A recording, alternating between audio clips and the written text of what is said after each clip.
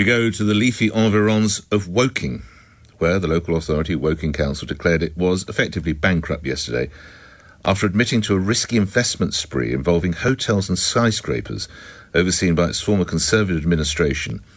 They now face a deficit of, try this on for a local authority, £1.2 billion. Here's an observation for you.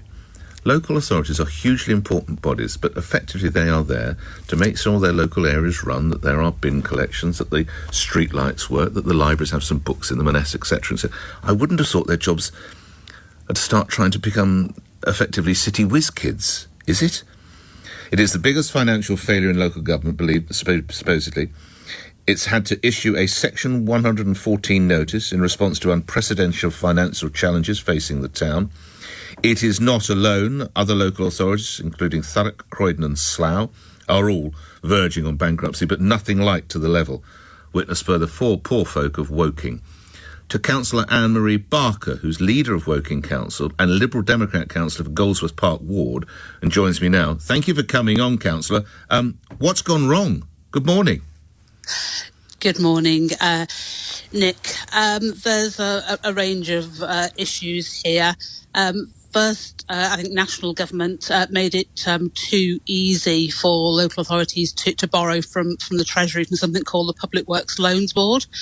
And so when the government cut back on local authority funding, lots of councils went to borrow money and then bought property to get some income coming into the council.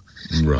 And the council basically just had to say, we put this through the council, we'd like to borrow some money, and the government then handed the money over. And that started off quite well, just bringing in some revenue, but Woking just took it too far then and thought, great, we can do this, we could be a property developer or a bank. And the Conservative-run council at the time then went off and borrowed huge amounts of money. This is on a previous watch, I need to stress, isn't it? I think you inherited this, was it last year, Councillor? That's correct, yes. So we took over in May of 2022. Over how long a period had this risky investment been going on, do you understand? So there had been some investments from probably 2010-11 onwards, right. But you may know we had the government did a review into Woking, as it has done with a number of councils over the last year or so. That reported a few weeks ago and highlighted that the majority of the spending that's caused the issue now occurred between 2016 and 2019. So that was when the council was in majority Conservative control. In 2019, the Conservatives carried on running the council, but they were the largest group, but not a majority. I'm taking figures from The Guardian here, Councillor. Woking says it has available core funding of £16 million in the 23-24 financial year, but a deficit of £1.2 billion. What are the local Conservatives saying, Councillor? Sorry, I suppose. Yes. Well, no, not really. To be honest, too much. They've tried to sort of share the blame and say that others are responsible. And you know, it was cross-party is their claim. Right. So you know, there are projects that Liberal Democrats will have supported in the past. There's no doubt about that. But the other key issue is that the processes weren't put in place to manage. So you had a huge property empire, and you didn't have the capacity in the council to manage it. Some great staff. Fantastic staff. I have sure. A further team, but they haven't hired in the people you need to run a property empire. So finally, Councillor, that's the political and the financial background. I have to ask, what does it mean for the good folk of Woking?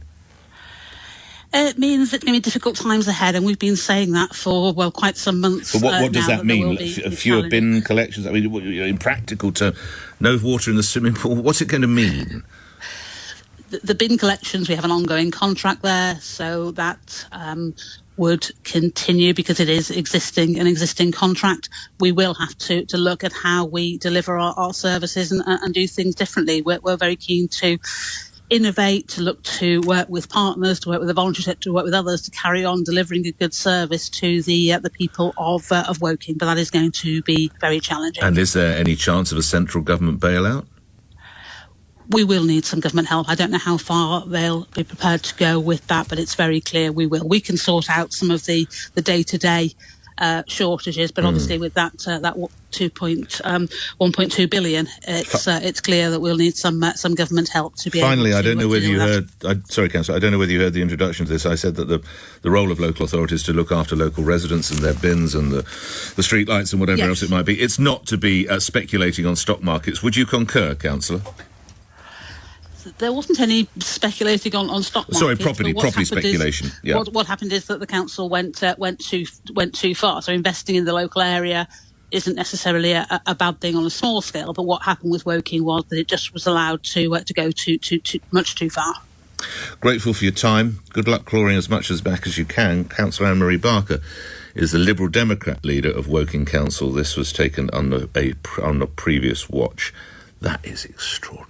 Why would local authorities do that? Decide to be not share speculators, property speculators? That's not what they're there to do.